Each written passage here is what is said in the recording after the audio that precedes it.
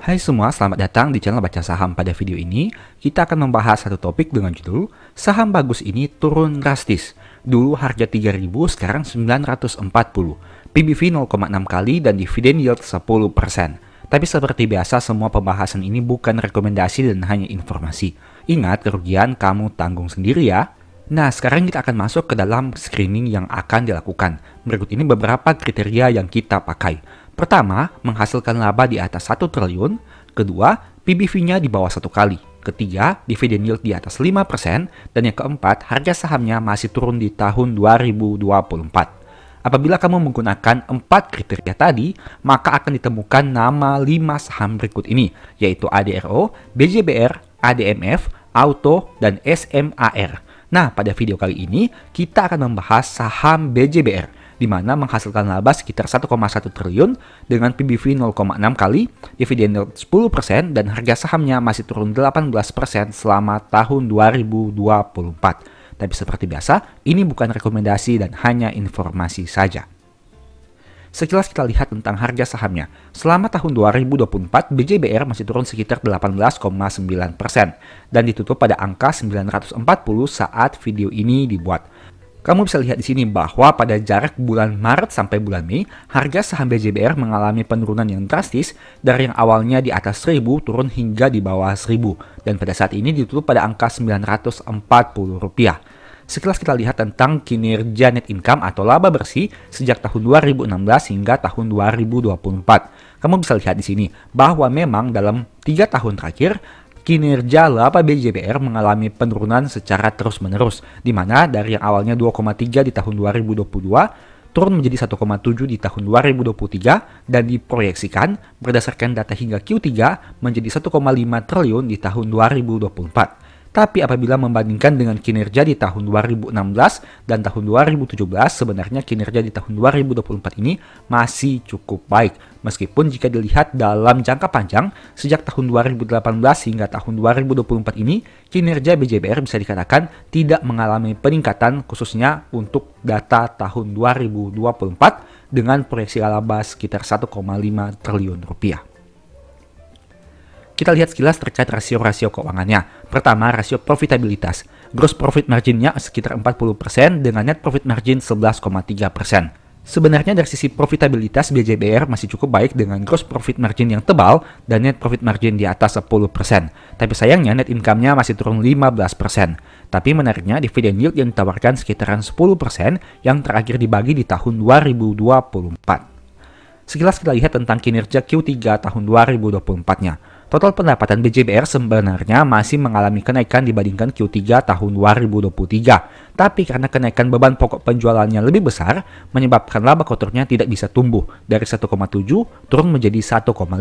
Dan pada intinya, laba bersih di Q3 tahun 2024 turun dari yang awalnya 508 miliar menjadi 451 miliar di Q3 tahun 2024. Dan jika dibandingkan dengan data sejak tahun 2021, kinerja di Q3 tahun 2024 ini merupakan kinerja terendahnya.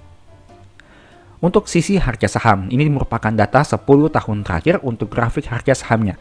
Kamu bisa lihat di sini, harga saham di tahun 2024 saat video ini dibuat mirip seperti pada tahun 2020 saat terjadi krisis ekonomi dan sekitaran tahun 2016 ke belakang. Nah, sebagai informasi, dulunya di tahun sekitaran 2016 hingga 2017, harga saham BJBR pernah naik signifikan bahkan mencapai angka di atas Rp3.000. Tapi, kini tersisa di angka Rp940.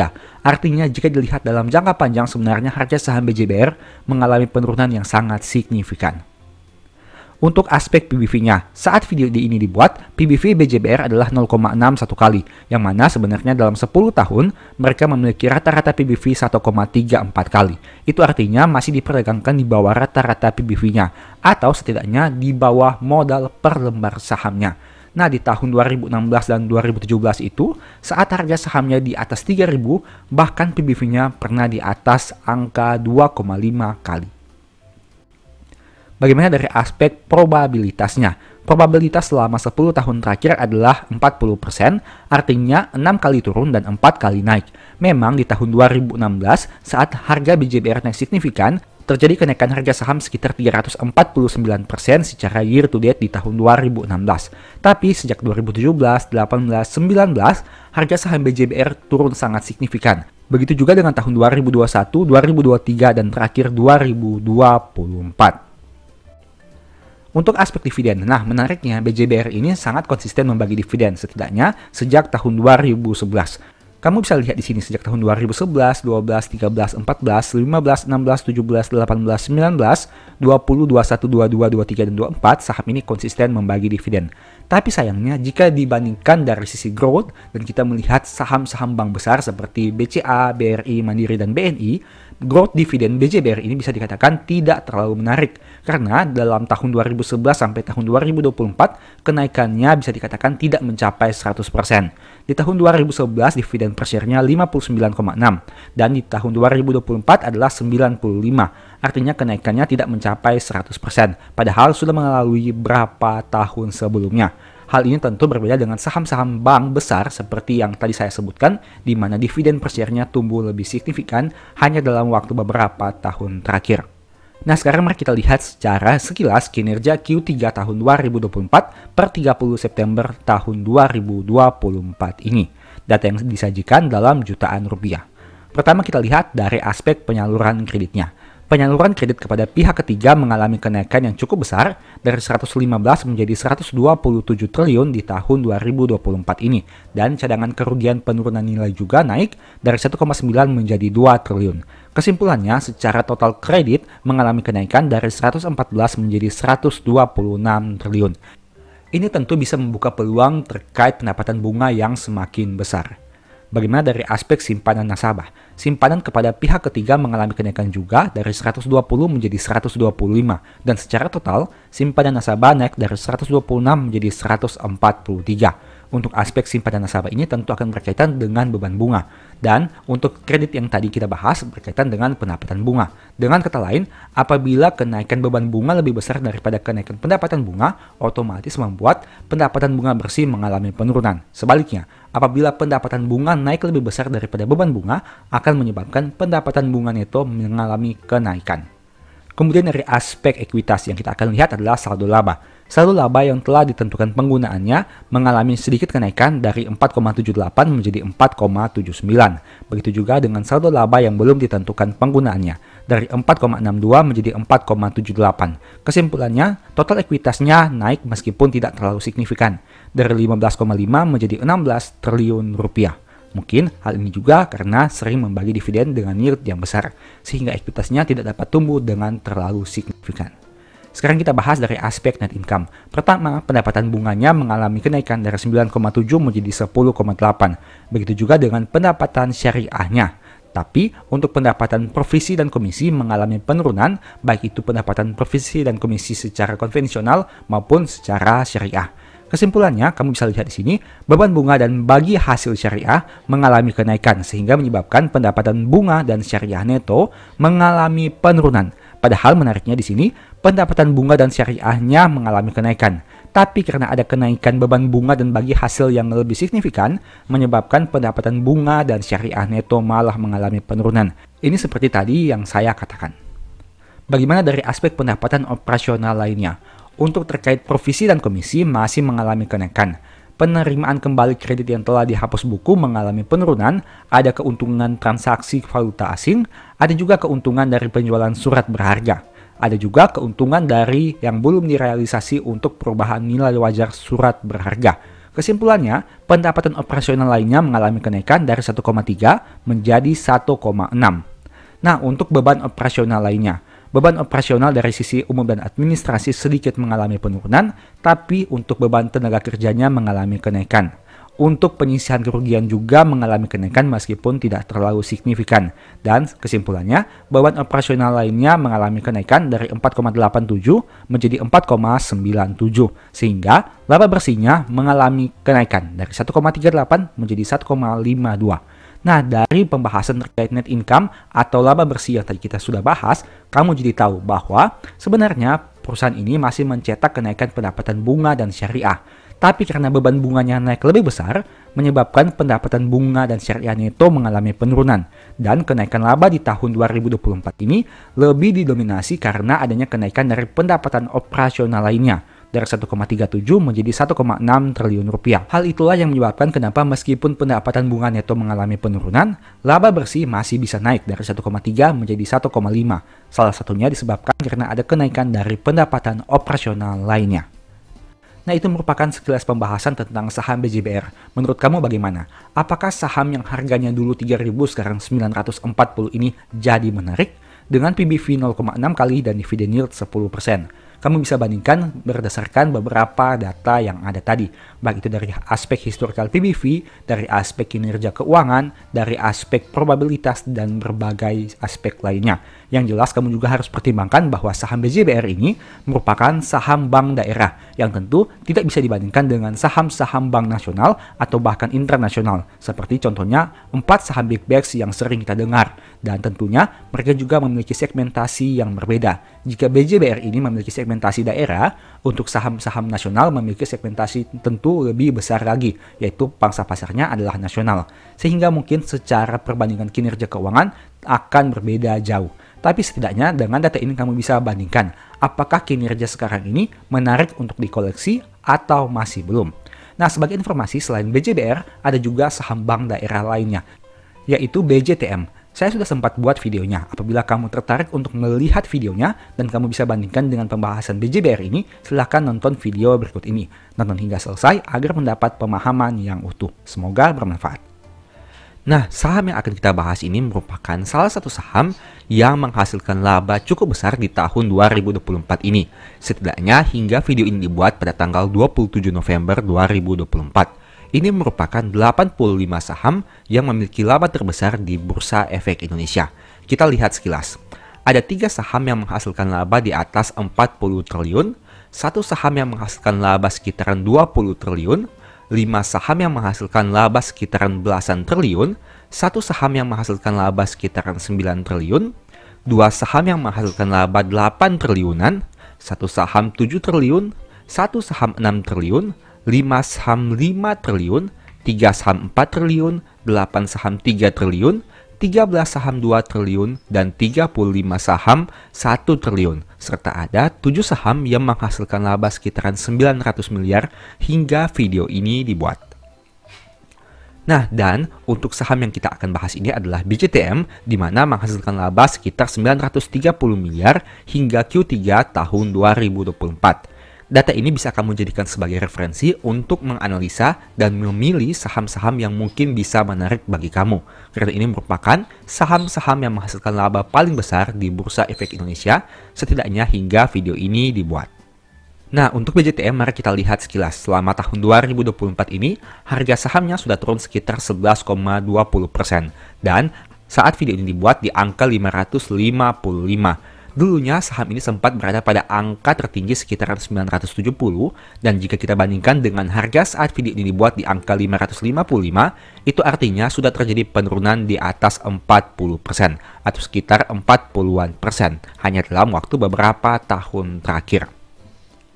Ini merupakan rekapan dari net income perusahaan dalam beberapa tahun terakhir, yaitu sejak tahun 2016 hingga tahun 2024. Data yang ditampilkan ini merupakan data dari Stockbit, sehingga kamu harus validasi lagi untuk kebenarannya di laporan keuangannya. Nah, hingga video ini dibuat, kamu bisa lihat di tahun 2024 dianalisasikan laba BJTM sekitar 1,2 triliun hingga akhir tahun 2024. Itu artinya jika melihat data perbandingan ini, sejak tahun 2019 hingga 2024, analisasi laba di tahun 2024 ini menjadi yang paling rendah. Dengan kata lain, laba tahun 2024 ini diproyeksikan menjadi yang terendah dalam 6 tahun terakhir. Angka laba di tahun 2024 ini mirip seperti laba di tahun 2018. Dan mari kita bandingkan dari aspek harga sahamnya. Jika Anda melihat data di sini, kamu bisa lihat bahwa saat video ini dibuat, harga saham BJTM di angka 555, yang mana labanya sebanding dengan laba sekitaran tahun 2018, 2017, ataupun 2016. Tapi menariknya, pada tahun 2016 hingga 2018, harga saham BJTM diperdagangkan di atas angka 555, bahkan sempat berada pada angka sekitaran 700-an rupiah. Nah, pertanyaannya, apakah harga saham di tahun 2024 ini yang terlalu murah atau harga saham di tahun 2018 yang terlalu tinggi? Silahkan kamu analisa lagi berdasarkan beberapa data yang ada sehingga mendapatkan kesimpulan yang akurat. Kemudian kita lihat sekilas untuk rasio keuangannya. Profitabilitas gross profit margin 69%, net profit margin 15,4% dengan net income yang turun 17,4%, dan tawaran dividen sekitar 9,8%. Dari aspek rasio keuangan, BJTM ini cukup menarik khususnya dari aspek profitabilitasnya yang masih mampu menghasilkan net profit margin sekitar 15,4%. Apalagi tawaran dividen yieldnya sangat menarik dengan angka 9,8% atau bisa kita bulatkan sekitaran 10%. Kemudian dari aspek kinerja hingga Q3 tahun 2024, sebenarnya dari aspek pendapatannya masih mengalami pertumbuhan dibandingkan Q3 tahun 2022. Dan total pendapatan di Q3 tahun 2024 ini bisa dikatakan menjadi yang terbesar dalam 6 tahun terakhir. Tapi pertanyaannya, kenapa labanya malah menjadi yang terendah dalam 6 tahun terakhir? Padahal secara pendapatan mengalami pertumbuhan. Kita akan membahasnya nanti pada data laporan keuangan Q3 dari laporan keuangan terupdate-nya. Sehingga kamu bisa lihat lagi nanti penjelasan di pembahasan-pembahasan selanjutnya. Kemudian kita masuk pada aspek PBV. Kamu bisa lihat di sini saat video ini dibuat, BJTM diperdagangkan pada angka PBV 0,67 kali. Artinya harga saham BJTM ini dijual lebih murah dibandingkan modal per lembar yang mereka miliki. Angka PBV ini mirip seperti angka PBV di tahun 2020 yang mana terjadi krisis pandemi yang menyebabkan banyak saham berjatuhan dengan sangat drastis. Pertanyaannya, apakah memang layak BJTM dihargai dengan PBV 0,67 kali? Ataukah ini merupakan peluang di mana seperti pada tahun 2020, harga saham BJTM kembali mengalami kenaikan bahkan PBV-nya menjadi di atas 1 kali? Jika kita bandingkan dari aspek pencapaian labanya, kamu bisa lihat di sini bahwa laba di tahun 2020 hingga Q3 masih lebih tinggi dibandingkan Q3 tahun 2024. Padahal di tahun 2020 itu terjadi krisis ekonomi yang mana secara logika seharusnya tahun 2024 ini perusahaan mampu untuk menghasilkan laba yang lebih baik dibandingkan tahun 2020. Kita bandingkan dari sisi harga sahamnya juga. Di tahun 2020 memang harga saham BJTM sempat mengalami penurunan bahkan turun hingga di bawah angka 500. Dan jika dibandingkan dengan valuasinya sebenarnya bisa dikatakan cukup mirip dengan tahun 2024. Itu artinya sebenarnya secara ekuitas atau modal per lembar sebenarnya perusahaan ini tidak bertumbuh dengan signifikan. Hal itu menyebabkan kenapa secara valuasi PBV berada pada angka yang relatif sama. Meskipun memang mungkin ada terjadi sedikit peningkatan tapi bisa dikatakan tidak terlalu signifikan. Nah, bagaimana dengan tahun sekitaran 2015 hingga tahun 2017? PBV BJTM cenderung diperdagangkan pada angka yang lebih tinggi dibandingkan PBV saat video ini dibuat dengan angka 0,67 kali. Padahal jika kamu lihat di sini, untuk data harga saham tahun 2015 hingga 2017 diperdagangkan pada angka yang relatif lebih rendah dibandingkan harga saat video ini dibuat. Dengan kata lain, pada tahun 2015 hingga 2017, sebenarnya BJTM masih memiliki kinerja yang cukup bertumbuh dari waktu ke waktu. Hanya saja pada tahun 2014 ini memang terjadi sedikit penurunan untuk kinerjanya terlebih dari aspek ekuitas dan laba yang mereka capai. Dari aspek probabilitas dalam 10 tahun terakhir kamu bisa lihat BJTM hanya memiliki probabilitas kenaikan 30%. Artinya dalam 10 tahun 7 kali mengalami penurunan dan hanya 3 kali mengalami peningkatan. Bahkan sejak tahun 2022, harga saham BJTM konsisten turun dari waktu ke waktu dengan penurunan yang cukup signifikan. Kamu bisa bandingkan dengan penurunan harga saham pada tahun 2015, 18, 19, bahkan 2020. Dan dibandingkan dengan penurunan harga saham pada tahun 2022 hingga 2024. Dari aspek dividen, saham ini menawarkan dividen dengan yield yang menarik. Terbukti sejak tahun 2013 hingga 2024, dividen per share yang ditawarkan menarik dengan angka yang relatif cenderung tumbuh dari waktu ke waktu. dari 39, 40, 41,8, 43, 43,6, 44, 45,6, 48, 48,8, 52, 53, dan terakhir 54,3. Dan yang menarik di sini, bahkan pada saat terjadi pandemi di tahun 2020, dividen yang dibagi di tahun 2021 malah mengalami peningkatan. Begitu juga hingga tahun 2024 ini, padahal laba perusahaan terus turun, tapi dividennya terus meningkat. Mungkin saja hal inilah yang menyebabkan kenapa ekuitas perusahaan tidak tumbuh dengan lebih optimal, karena jumlah dividen yang dibagikan cenderung lebih besar padahal laba yang dicapai lebih kecil. Sekarang mari kita lihat sekilas terkait kinerja keuangan BJTM hingga Q3 tahun 2024. Pertama, dari aspek penyaluran kreditnya, kredit BJTM mengalami peningkatan dibandingkan periode sebelumnya, di mana dari yang awalnya 53,3 menjadi 60,5 di tahun 2024 hingga Q3-nya. Untuk cadangan kerugian penurunan nilainya juga otomatis mengalami peningkatan karena secara penyaluran kreditnya juga bertambah. Untuk aspek dana pihak ketiga juga mengalami kenaikan yang cukup signifikan. Jika dari awalnya 75,8 triliun, sekarang menjadi 85,7 triliun hingga Q3 tahun 2024. Nah, ini juga harus kamu perhatikan. DPK-nya atau dana pihak ketiganya naik signifikan, bahkan kenaikannya bisa dikatakan jauh lebih tinggi dibandingkan kenaikan penyaluran kreditnya. Otomatis, beban bunga yang akan dibayarkan perusahaan seharusnya secara logika akan menjadi lebih tinggi dibandingkan pendapatan bunga yang mereka terima. Kemudian dari aspek ekuitas, kamu bisa lihat di sini, ekuitas perusahaan masih mengalami peningkatan, meskipun dengan angka yang tidak terlalu signifikan. Dari 12,1 naik menjadi 12,3 hingga Q3 tahun 2024. Mayoritas ekuitas juga berasal dari saldo laba yang sudah dicadangkan dari angka 5,7 menjadi 6,4 triliun rupiah. Bagaimana dari sisi net income-nya? Pendapatan bunga dan syariah mengalami peningkatan hingga Q3 tahun 2024, begitu juga dengan beban bunganya. Dan sebenarnya untuk pendapatan bunga dan syariah neto masih naik dari 3,6 menjadi 4 triliun rupiah. Bagaimana dengan untuk pendapatan operasional lainnya? Pendapatan operasional lainnya juga masih tumbuh dari 466 menjadi 583 miliar rupiah. Dari data ini sebenarnya kamu bisa lihat bahwa secara kinerja pendapatan perusahaan masih mengalami pertumbuhan di tahun 2024 ini. Baik itu pendapatan bunga neto maupun pendapatan operasional lainnya. Bagaimana dari sisi beban operasionalnya? Kamu bisa lihat juga di sini bahwa beban operasional lainnya juga mengalami peningkatan dari 2,7 menjadi 3,3. Mayoritas berasal dari beban tenaga kerja dan tunjangan karyawan. Hal itu menyebabkan laba operasional mengalami penurunan dari 1,4 menjadi 1,2 triliun rupiah. Dan ditambah lagi, ada juga kenaikan dari beban non-operasional dari 42,4 menjadi 87,5. Hal itulah yang menyebabkan kenapa laba perusahaan bisa mengalami penurunan di tahun 2024 ini, padahal pendapatannya mengalami peningkatan.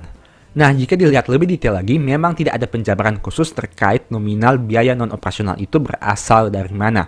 Kita hanya menemukan terjadi kenaikan dari sisi nominalnya saja. Tapi dari data ini kamu bisa lihat bahwa ada faktor yang menyebabkan kenapa laba perusahaan mengalami penurunan. Karena untuk beban operasional lainnya mengalami peningkatan, khususnya untuk biaya tenaga kerja dan tunjangan karyawan, serta ada juga kenaikan dari penyisihan kerugian penurunan nilai.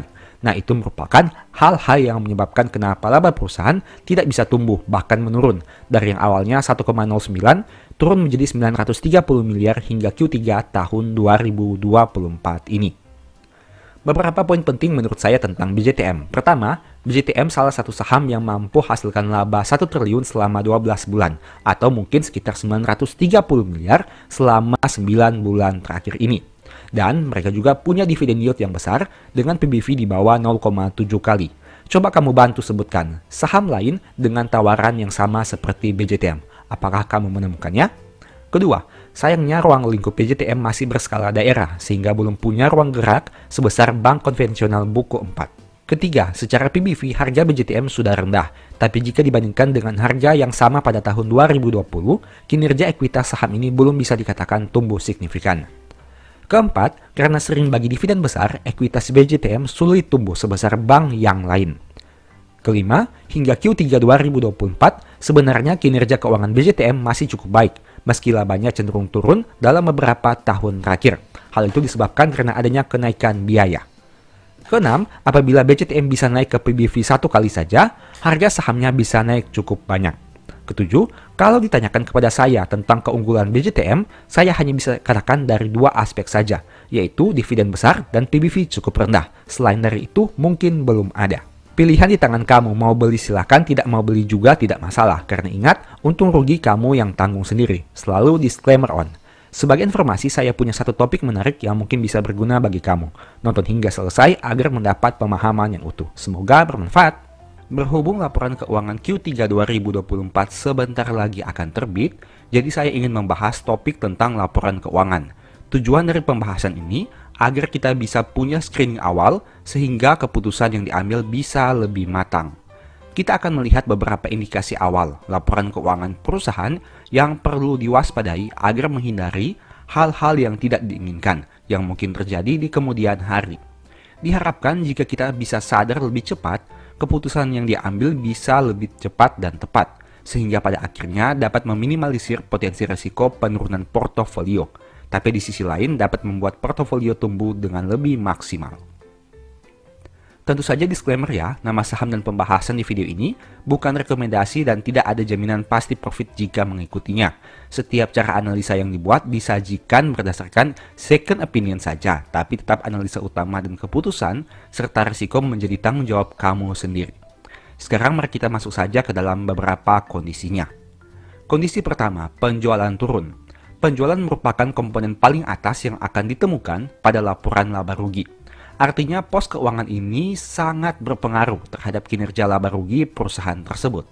Pada umumnya, cara mudah analisanya sebagai berikut. Penjualan naik itu bagus, penjualan turun itu harus diwaspadai.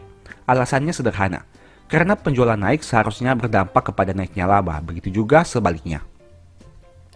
Untuk menilai kondisi pertama ini, ada dua periode yang bisa digunakan, yaitu data triwulan sebelumnya dan data triwulan tahun sebelumnya. Contoh, seperti data di bawah ini. Untuk menilai penjualan pada Q3 2024, kita bisa gunakan data Q2 2024 dan data Q3 2023. Kedua data itu bisa dijadikan pembanding untuk melihat apakah penjualan di Q3 2024 bagus atau tidak. Meski begitu, sebenarnya ada kondisi yang bisa kita toleransi juga, misal penurunan penjualan yang tidak terlalu signifikan, atau misalnya dibandingkan periode sebelumnya, penjualan turun tapi dibandingkan tahun sebelumnya penjualan masih naik. Begitu juga sebaliknya. Kondisi seperti ini bisa dijadikan sebagai toleransi untuk menilai perusahaan penjualannya masih bagus atau memang harus diwaspadai. Mari kita lihat contoh di bawah ini. Misalnya pada Q3 2023 penjualannya 15.000. Di Q2 2024 turun jadi 14.000 dan Q3 2024 turun lagi menjadi 12.000. Kondisi ini harus diwaspadai. Tapi bila ada perbedaan, misalkan di Q3 tahun 2023 ini, misalkan nominal penjualannya adalah 10.000. Di Q2 2024 14.000 dan Q3 2024 itu 12.000. Itu artinya memang dari Q2 ke Q3 mengalami penurunan, tapi dibandingkan Q3 tahun 2023 masih terjadi kenaikan dibandingkan tahun 2024. Itulah beberapa contoh yang bisa ditoleransi. Kondisi kedua, penjualan turun, HPP naik. Seperti yang kamu tahu, HPP atau harga pokok penjualan adalah biaya pokok yang dikeluarkan oleh perusahaan sehubungan dengan produk atau jasa yang mereka jual. Misal, untuk jual mie instan, tentu perusahaan butuh bahan baku untuk produksi mie instan. Nah, bahan baku itu merupakan salah satu komponen dari HPP. Contoh lagi untuk industri perbankan. Karena mereka jualnya kredit untuk dapat bunga, berarti bahan bakunya adalah himpun dana pihak ketiga dan bayar bunga kepada nasabah yang simpan dananya di bank. Mudahnya, jika penjualan turun tapi HPP naik, berarti biaya untuk produksi barang atau jasa semakin mahal. Sudah penjualannya turun, biaya bahan baku malah naik. Kondisi itulah yang perlu diantisipasi, karena semakin tinggi HPP akan berdampak kepada semakin banyak pengurang laba. Jika penjualannya sifatnya menambah laba, HPP sifatnya mengurangi laba. Beberapa poin yang bisa ditoleransi untuk kondisi kedua ini adalah HPP naik tapi penjualan juga naik, atau secara persentase, kenaikan HPP masih lebih rendah dibandingkan kenaikan penjualan, atau penurunan HPP lebih besar dibandingkan penurunan penjualan, baik secara persentase maupun secara nominal. Mari lihat contoh di bawah ini. Misal, dengan penjualan yang pada kondisi tadi, kita lihat untuk HPP-nya. Di Q3 2023 5.000, Q2 2024 6.000, Q3 tahun 2024 7.000. Kondisi ini perlu diwaspadai karena penjualannya konsisten turun dan HPP-nya konsisten naik. Tapi jika sebaliknya, misalnya penjualannya turun dan HPP-nya juga turun, tapi penurunan HPP ini lebih besar dibandingkan penurunan penjualan, itu mungkin bisa ditoleransi. Ataupun misalkan penjualan mengalami penurunan dan HPP mengalami kenaikan, tapi secara nominal kenaikan HPP ini lebih kecil dibandingkan penurunan penjualannya. Dengan kata lain masih bisa menghasilkan peningkatan laba kotor meskipun penjualan turun tapi HPP-nya naik. Kondisi ketiga, penjualan turun, HPP naik, biaya operasional naik. Masih mirip dengan biaya pokok penjualan, biaya operasional juga harus dipertimbangkan, apalagi jika nominalnya cukup besar. Biaya operasional dan HPP memiliki sifat yang sama, di mana semakin besar nominalnya, membuat laba semakin kecil, begitu juga sebaliknya. Meski begitu, sebenarnya perusahaan sangat butuh biaya operasional, karena biaya inilah yang menunjang operasional perusahaan dari hulu ke hilir. Namun yang menjadi masalah apabila biaya ini sudah mendominasi nominal di laba rugi atau peningkatannya sangat signifikan dibandingkan penjualan dan biaya HPP. Kondisi yang masih bisa ditoleransi adalah jika kenaikan biaya operasional lebih rendah dibandingkan kenaikan penjualan atau jika penurunan biaya operasional lebih besar dibandingkan penurunan penjualan. Tapi apabila biaya operasional terus naik signifikan saat penjualan turun signifikan, hal itu harus diwaspadai. Mari simak contoh berikut ini. Misalnya, biaya operasional naik dari 3.000 ke 4.000 ke 5.000. Di sisi yang lain, penjualannya turun dari 15.000 ke 14.000 ke 12.000. Kondisi keempat, penjualan turun, HPP naik, biaya operasional naik, pendapatan atau biaya non-operasional naik dan turun. Sama seperti namanya, pendapatan atau biaya non-operasional merupakan seluruh aktivitas di luar operasional perusahaan. Bagi saya pribadi, komponen ini, entah dia naik atau turun, seharusnya punya nominal yang tidak seberapa, karena tidak berkaitan dengan operasional. Jika nominal pendapatan non-operasional besar, itu perlu diwaspadai.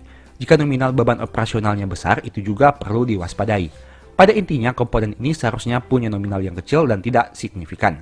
Jadi entah dia naik atau turun, seharusnya memiliki dampak yang tidak seberapa, selama nominalnya tidak signifikan dibandingkan komponen lain. Mari simak contoh di bawah ini. Misalnya, nominal pendapatannya adalah 2.000 naik ke 4.000 naik ke 10.000. Ini merupakan kenaikan yang sangat signifikan. Di sisi yang lain, penjualannya mengalami penurunan yang cukup drastis. Itu merupakan contoh hal yang harus diwaspadai. Kondisi kelima, penjualan turun, HPP naik, biaya operasional naik, pendapatan atau biaya non-operasional naik dan turun, serta laba naik atau turun. Laba adalah tujuan akhir dari laporan laba rugi. Semua aktivitas yang dilakukan untuk meningkatkan penjualan dan menekan biaya tujuannya agar supaya laba meningkat.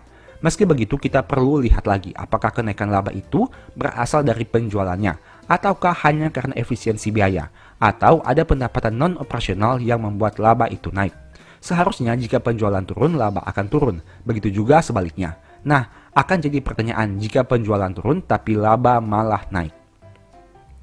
Di sisi lain, laba yang turun juga harus kita waspadai, apalagi jika penurunannya sudah terjadi dalam beberapa periode dan memiliki nominal yang signifikan. Hal itu bisa jadi warning awal agar kita lebih berhati-hati dalam mengambil keputusan, karena ingat, laba adalah salah satu komponen paling penting di laporan keuangan. Laba bisa berdampak pada harga saham, bisa juga berdampak pada kebijakan pembagian dividen, bisa berdampak pada pertumbuhan ekuitas, bisa berdampak pada prospek perusahaan ke depan, dan masih banyak lagi dampak yang mungkin terjadi dari satu komponen yang namanya laba. Jika laba turun, biasanya akan banyak hal terjadi. Jika laba naik, biasanya juga akan ada banyak hal yang terjadi. Jadi pastikan kamu tahu dengan detail dari mana angka laba itu berasal. Apakah dari operasional usaha ataukah hanya karena hal-hal lainnya. Jika 5 kondisi tadi yang kita bahas dari sisi laba rugi, ada juga beberapa hal yang perlu diperhatikan dari sisi neraca keuangan, yaitu yang pertama, perusahaan punya banyak hutang, apalagi hutang berbunga. Kedua, peningkatan hutang jauh lebih tinggi dibandingkan peningkatan ekuitas.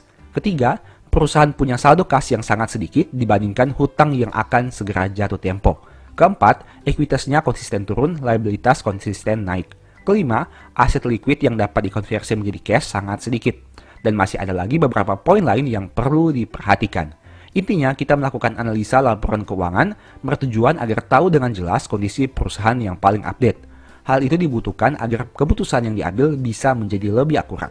Artinya apapun usaha yang kita lakukan, pada ujungnya bertujuan agar portofolio kita tumbuh dengan konsisten dan pesat dari waktu ke waktu. Kita belajar laporan keuangan bukan untuk jadi ahli atau profesor, tapi untuk cari keuntungan di pasar saham. Tidak perlu tahu seluruh detail laporan keuangan, dan tidak perlu adu hebat dengan orang lain dalam analisa. Intinya, selama kamu hasilkan profit konsisten dalam jangka panjang dengan maksimal, berarti kamu sudah hebat. Begitu juga sebaliknya. Meski kamu sangat hebat dalam analisa laporan keuangan dan tahu semua detail dari perusahaan, tapi jika portofolio belum bisa tumbuh dengan konsisten, berarti kamu masih harus banyak belajar. Intinya semua tentang profit konsisten dan bukan tentang siapa lebih pintar. Karena di pasar saham kita cari untung bukan cari siapa yang paling pintar. Semoga video ini bermanfaat. Demikianlah pembahasan singkat pada video ini. Selalu ingat bahwa semua saham yang disebutkan bukan rekomendasi dan hanya informasi. Mohon agar dapat mengecek kembali data yang ditampilkan. Di video berikutnya ingin dibahas materi apa lagi? Tulis di kolom komentar ya. Sebagai informasi, channel YouTube Baca Saham sekarang ada dua. Yang pertama Baca Saham dan Baca Saham dari Nol. Berikut ini beberapa list ebook Baca Saham. Pertama, Stock for Living, Strategi Nabung Saham, The Stock Market, dan Cara Cepat Analisa Laporan Keuangan. Apabila tertarik, chat saja pada nomor WA yang ada. Sekian video ini, semoga bermanfaat. Thank you.